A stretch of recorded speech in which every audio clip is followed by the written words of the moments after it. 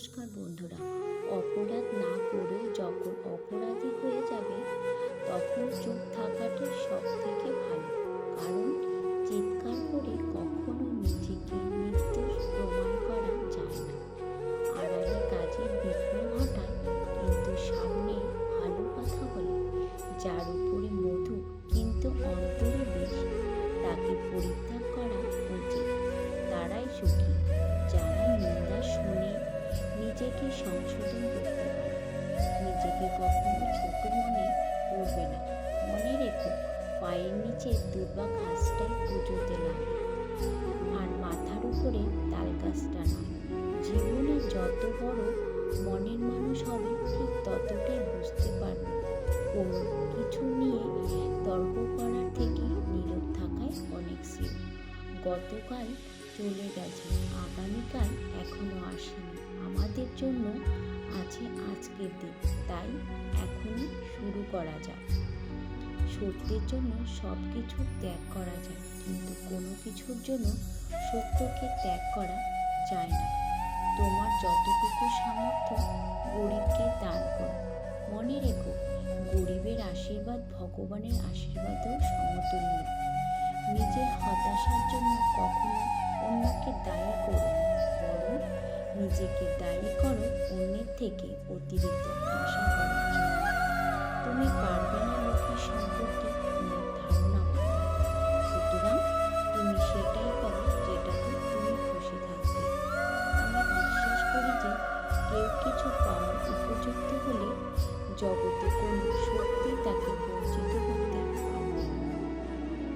মানুষের তুমি যত বড় উপকার করো না কেন, পরবর্তীতে তোমার সামান্য ভুল হলে সেই উপকারের কথা বিন্দুমাত্র মনে রাখে না। পাশে দাঁড়িয়ে ভরসা দেওয়ার লোক নেই, সামনে দাঁড়িয়ে পথ দেখানোর লোক নেই, কিন্তু পিছনে দাঁড়িয়ে সমালোচনা করার অনেক লোক আছে। বিশ্বাস ব্যাপারটা বড় অদ্ভুত। মানুষ যা কিছু পায় বিশ্বাস করে নেয়, আর যা কিছু হারায় এই বিশ্বাসের কারণেই হারায়।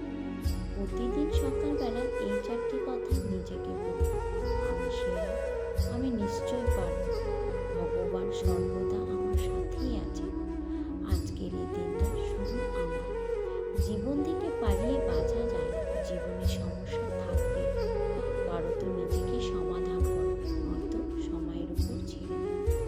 সবসময় অন্যের কল্যাণ করার চেষ্টা করো, দেখবে নিজে থেকেই ঈশ্বর তোমার কল্যাণ করবে।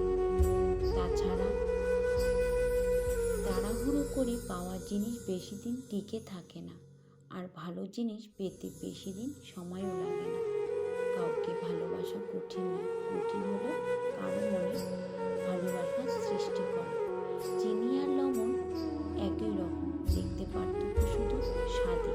তেমনি মানুষ আর অমানুষ দেখতে একই, কিন্তু পার্থক্য শুধু আচরণে।